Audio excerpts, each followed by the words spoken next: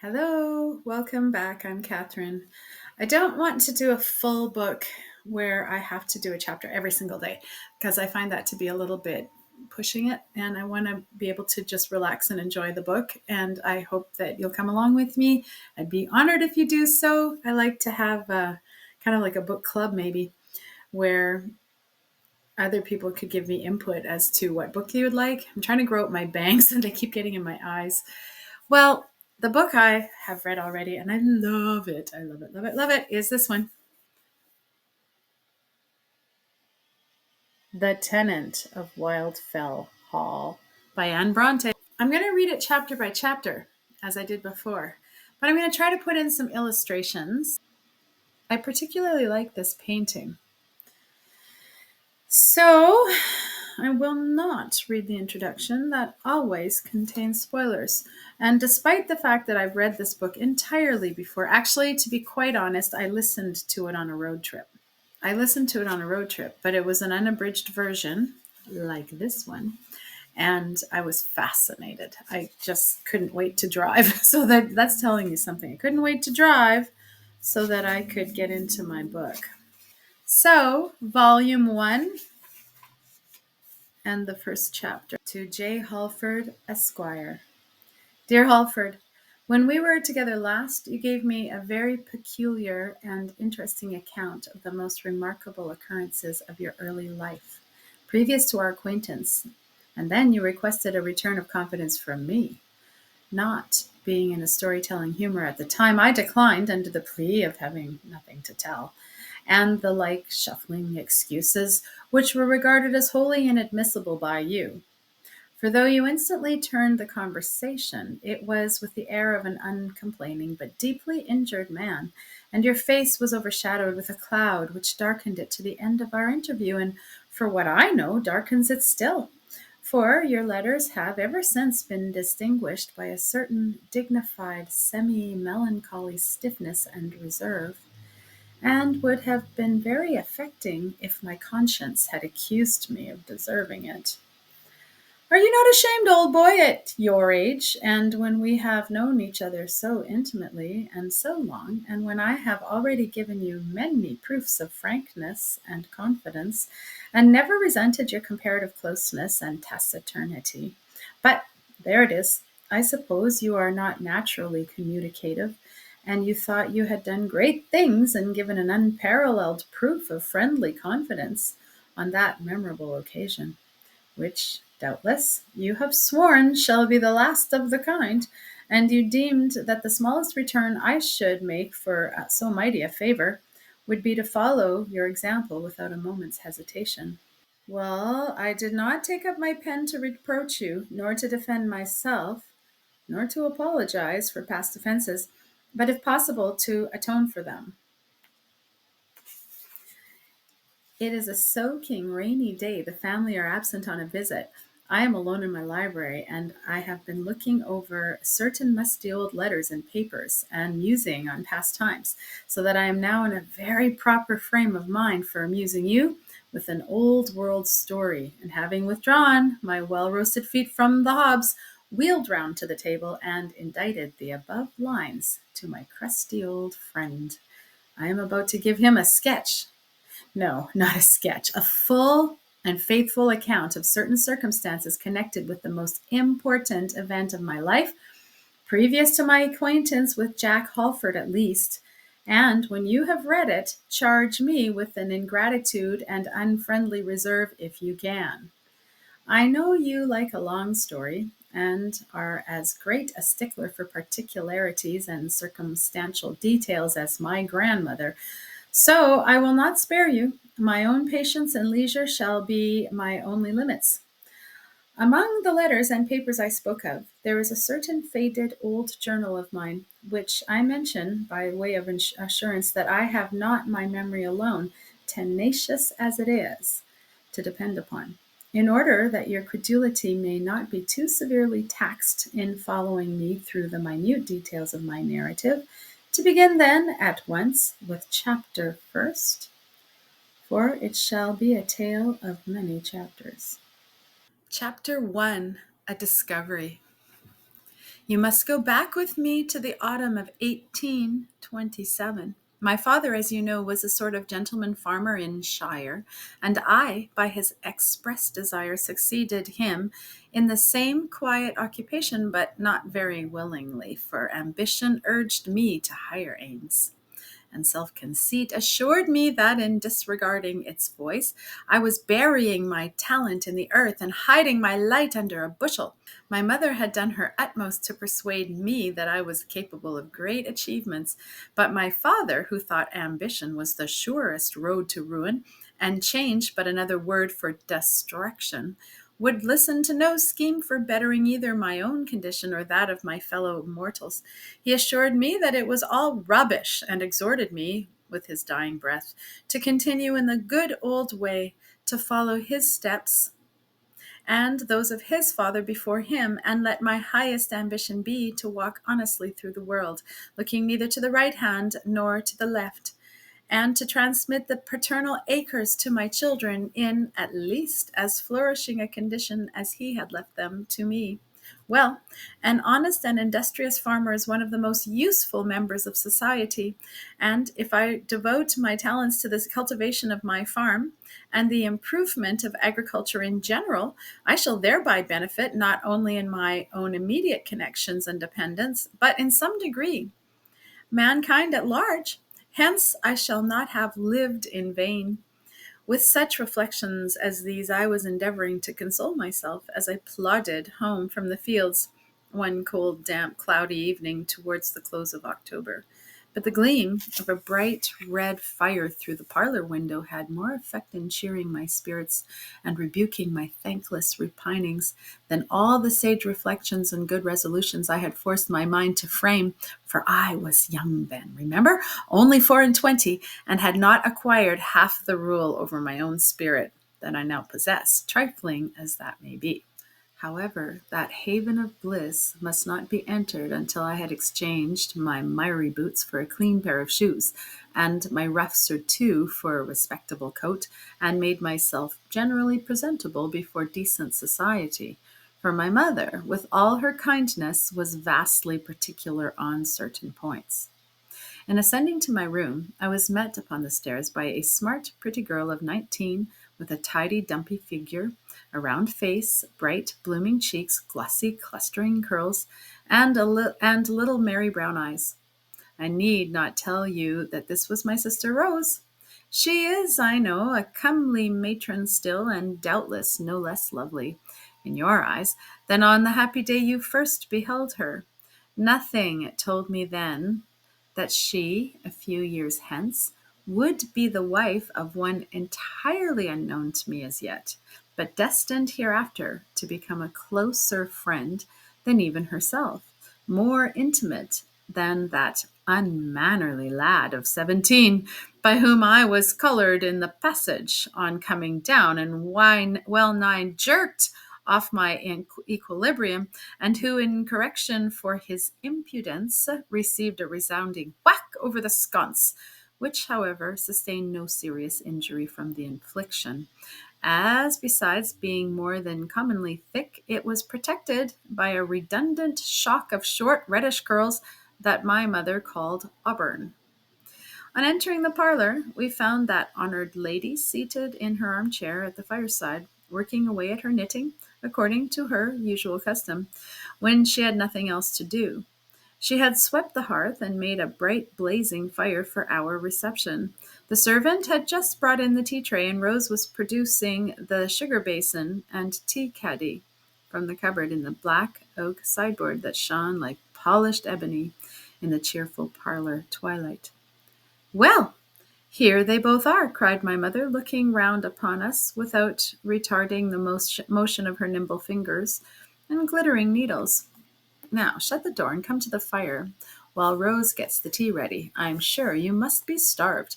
And tell me what you've been about all day. I like to know what my children have been about." "I've been breaking in the grey colt. No easy business that, directing the ploughing of the last wheat stubble for the ploughboy. He has not the sense to direct himself, and carrying out a plan for the extensive and efficient draining of the low meadowlands. That's my brave boy. And Fergus?" What have you been doing? Badger baiting. And here he proceeded to give a particular account of his sport, and the respective traits of prowess evinced by the badger and the dogs, my mother pretending to listen with deep attention and watching his animated countenance with a degree of maternal admiration I thought highly disproportioned to its object. It's time you should be doing something else, Fergus, said I, as soon as a momentary pause in his narration allowed me to get in a word. What can I do? Replied him. My mother won't let me go to sea or enter the army, and I'm determined to do nothing else, except make myself such a nuisance to you all that you will be thankful to be rid of me on any terms. Our parent soothingly stroked his stiff, short curls. He growled and tried to look sulky. And then we all took our seats at the table, in obedience to the thrice repeated summons of Rose. Now take your tea, said she, and I'll tell you what I've been doing. I've been to call on the Wilsons, and it's been 1,000 pities you didn't go with me, Gilbert, for Eliza Millward was there. Well, what of her? Oh, nothing. I'm not going to tell you about her, only that she's a nice, amusing little thing when she is in a merry humor, and I shouldn't mind calling her. Hush, hush, my dear. Your brother has no such idea, whispered my mother earnestly, holding up her finger. Well, resumed Rose, I was going to tell you an important piece of news I heard there. I've been bursting with it ever since. You know, it was reported a month ago that somebody was going to take Wildfell Hall. And what do you think? It has actually been inhabited above a week, and we never knew. Impossible, cried my mother. Preposterous, shrieked Fergus. It has indeed, and by a single lady. Good gracious, my dear, the place is in ruins.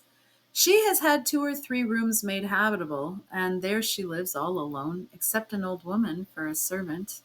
Oh dear, that spoils it. I'd hoped she was a witch, observed Fergus, while carving his inch-thick slice of bread and butter. Nonsense, Fergus. But isn't it strange, Mamma? Strange, I can hardly believe it. But you may believe it, for Jane Wilson has seen her. She went with her mother, who, of course, when she heard of a stranger being in the neighborhood, would be on pins and needles till she had seen her and got all she could out of her. She is called Mrs. Graham, and she is in mourning. Not widow's weeds, but slightish mourning. And she is still quite young, they say, not above 5 or 6 and 20, but so reserved. They tried all they could to find out who she was and where she came from and all about her, but neither Mrs. Wilson, with her pertinacious and impertinent home thrusts, nor Miss Wilson, with her skillful maneuvering, could manage to elicit a single satisfactory answer, or even a casual remark or chance expression calculated to allay their curiosity or throw the faintest ray of light upon her history, circumstances, or connections. Moreover, she was barely civil to them, and evidently better pleased to say good-bye than how do you do. But Eliza Millward says her father intends to call upon her soon to offer some pastoral advice which he fears she needs. As though she is known to have entered the neighborhood early last week, she did not make her appearance at church on Sunday, and she, Eliza that is, will beg to accompany him, and is sure that she can succeed in wheedling something out of her. You know, Gilbert, she can do anything, and we should call sometime, Mamma. It's only proper, you know. Of course, my dear, poor thing, how lonely she must feel. And pray be quick about it, and mind you, bring me word of how much sugar she puts in her tea, and what sort of caps and aprons she wears, and all about it, for I don't know how I can live till I know, said Fergus very gravely. But if he intended the speech to be hailed as a master-stroke of wit, he signally failed, for nobody laughed. However, he was not much disconcerted at that, for when he had taken a mouthful of bread and butter, and was about to swallow a gulp of tea, the humor of the thing burst upon him with such irresistible force that he was obliged to jump up from the table and rush, snorting and choking, from the room, and a minute later was heard screaming in fearful agony in the garden. As for me, I was hungry, and I contented myself with silently demolishing the tea, ham, and toast. And while my mother and sister went on talking and continued to discuss the apparent or non apparent circumstances and probable or improbable history of the mysterious lady, but I must confess that after my brother's misadventure, I once or twice raised the cup to my lips and put it down again without daring to taste the contents, lest I should injure my dignity by a similar explosion. The next day, my mother and Rose hastened to pay their compliments to the fair recluse, and came back but a little wiser than they went, though my mother declared she did not regret the journey, for if she had not gained much good, she flattered herself she had imparted some, and that was better. She had given some useful advice, which she hoped would not be thrown away, for Mrs. Graham, though she said little to any purpose, and appeared somewhat self-opinionated, seemed not incapable of reflection, though she did not know where she had been all her life, poor thing, for she betrayed a lamentable ignorance on certain points, and had not even the sense to be ashamed of it. "On what points, mother?" asked I. "On household matters, and all the little niceties of cookery, and such things that every lady ought to be familiar with, whether she be required to make a practical use of her knowledge or not. I gave her some useful pieces of information, however, and several excellent receipts, the value of which she evidently could not appreciate, for she begged I would not trouble myself, as she lived in such a plain, quiet way, that she was sure she should never make any use of them." "No matter, my dear," said I. "It is what every respectable female ought to know. And besides, though you are alone now, you will not always be so. You have been married, and probably, I might say almost certainly, will be again." "You are mistaken there, ma'am," she said, almost haughtily. "I am certain I never shall." But I told her I knew better. "Some romantic young widow, I suppose," said I, "come there to end her days in solitude and mourn in secret for the dear departed. But it won't last long." "No, I think not," observed Rose, "for she didn't seem very disconsolate, after all, and she's excessively pretty, handsome rather. You must see her, Gilbert. You will call her a perfect beauty, though you could hardly pretend to discover a resemblance between her and Eliza Millward." "Well, I can imagine many faces more beautiful than Eliza's, though not more charming. I allow she has small claims to perfection, but then I maintain that if she were more perfect, she would be less interesting." "And so you prefer her faults to other people's perfections?" "Just so, saving my mother's presence." "Oh, my dear Gilbert, what nonsense you talk! I know you don't mean it. It's quite out of the question," said my mother, getting up and bustling out of the room under pretense of household business in order to escape the contradiction that was trembling on my tongue. After that, Rose favored me with further particulars respecting Mrs. Graham, her appearance, manners, and dress, and the very furniture of the room she inhabited, were all set before me with rather more clearness and precision than I cared to see. But as I was not a very attentive listener, I could not repeat the description if I would. The next day was Saturday, and on Sunday everybody wondered whether or not the fair unknown would profit by the vicar's remonstrance and come to church. I confess I looked with some interest myself toward the old family pew appertaining to Wildfell Hall, where the faded crimson cushions and lining had been unpressed and unrenewed so many years, and the grim escutcheons with their lugubrious borders of rusty black cloth frowned so sternly from the wall above. And there I beheld a tall ladylike figure clad in black. Her face was towards me, and there was something in it which, once seen, invited me to look again. Her hair was raven black and disposed in long glossy ringlets, a style of coiffure rather unusual in those days, but always graceful and becoming. Her complexion was clear and pale. Her eyes I could not see, for being bent upon her prayer book, they were concealed by their drooping lids and long black lashes, but the brows above were expressive and well defined. The forehead was lofty and intellectual, the nose a perfect aquiline, and the features in general unexceptionable. Only there was a slight hollowness about the cheeks and eyes, and the lips, though finely formed, were a little too thin, a little too firmly compressed, and had something about them that betokened, I thought, no very soft or amiable temper, and I said in my heart, I would rather admire you from this distance, fair lady, than be the partner of your home. Just then she happened to raise her eyes, and they met mine. I did not choose to withdraw my gaze, and she turned again to her book, but with a momentary, indefinable expression of quiet scorn that was inexpressibly provoking to me. She thinks me an impudent puppy, thought I. Humph! She shall change her mind before long, if I think it worth while. But then it flashed upon me that those were very improper thoughts for a place of worship, and that my behavior on the present occasion was anything but what it ought to be. Previous, however, to directing my mind to the service, I glanced around the church to see if anyone else had been observing me, but no. All who were not attending to their prayer books were attending to the strange lady, my good mother and sister among the rest, and Mrs. Wilson and her daughter, and even Eliza Millward, were slyly glancing from the corners of her eyes toward the object of general attraction. Then she glanced at me, simpered a little, and blushed, modestly looked at her prayer book, and endeavored to compose her features. Here I was transgressing again, and this time I was made sensible of it by a sudden dig in the ribs from the elbow of my pert brother. For the present, I could only resent the insult by pressing my foot upon his toes, deferring further vengeance till we got out of the church. Now, Halford, before I close this letter, I'll tell you who Eliza Millward was.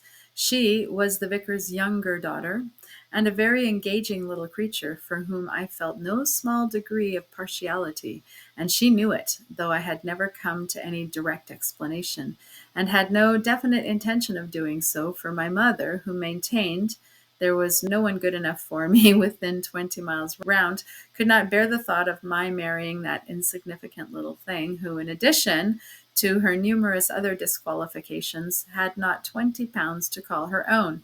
Eliza's figure was at once slight and plump, her face small and nearly as round as my sister's, complexion something similar to hers, but more delicate and less decidedly blooming, nose retroussé, features generally irregular, and altogether she was rather charming than pretty.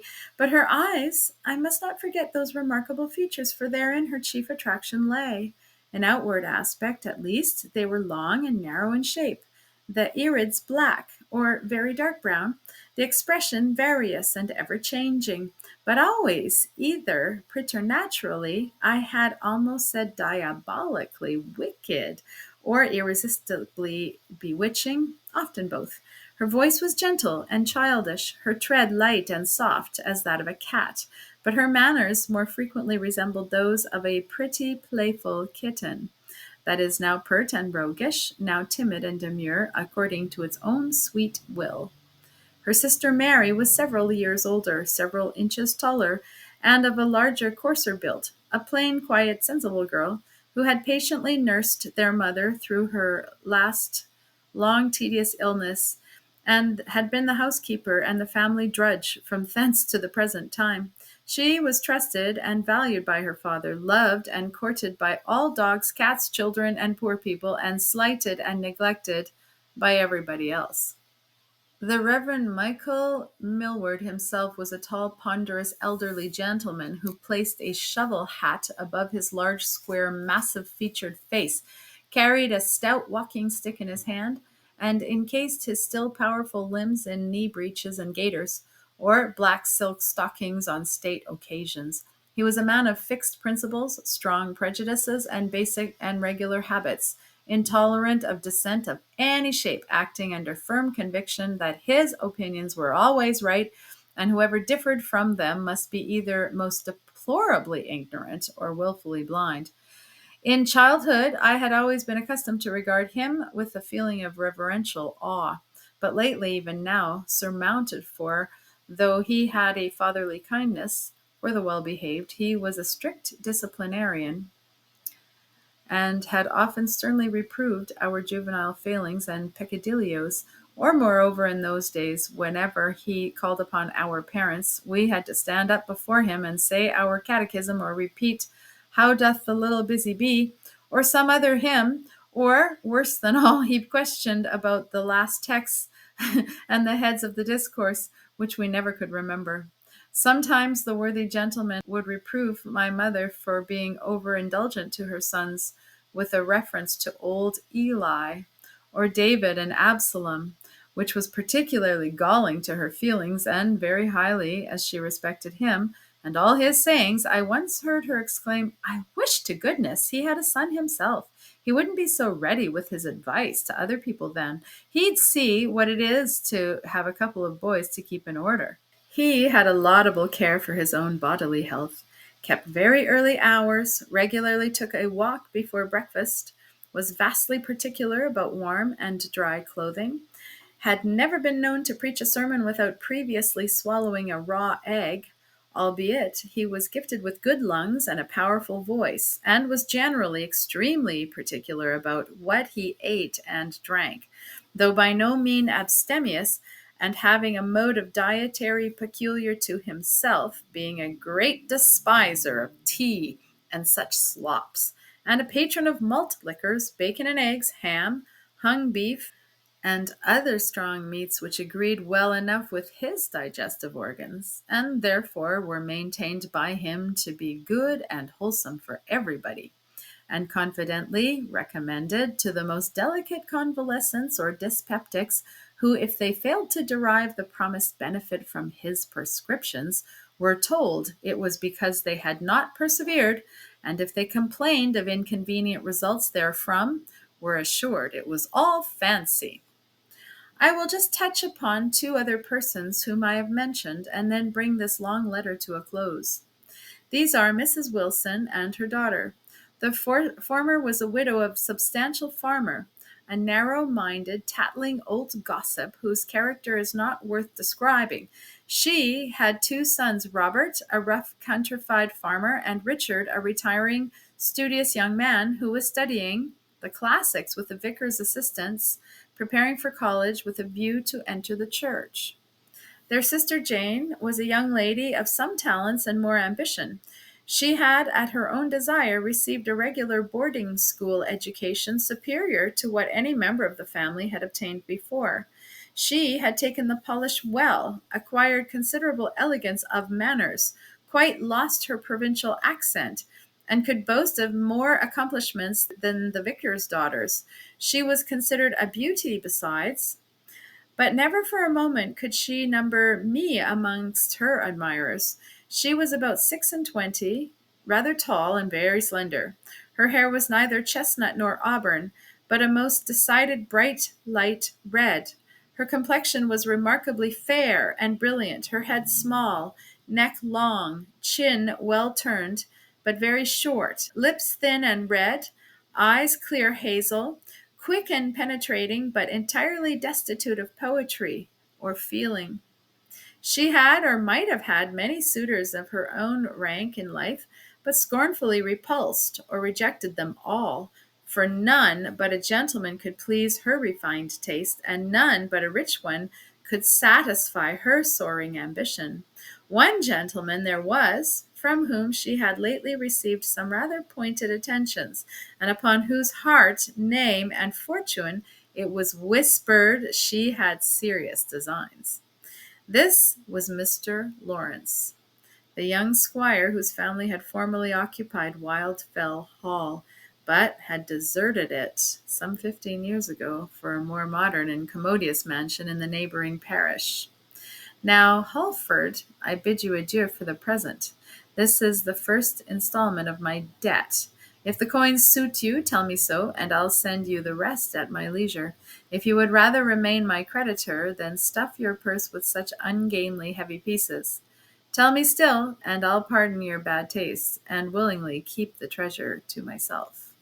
Yours immutably, Gilbert Markham.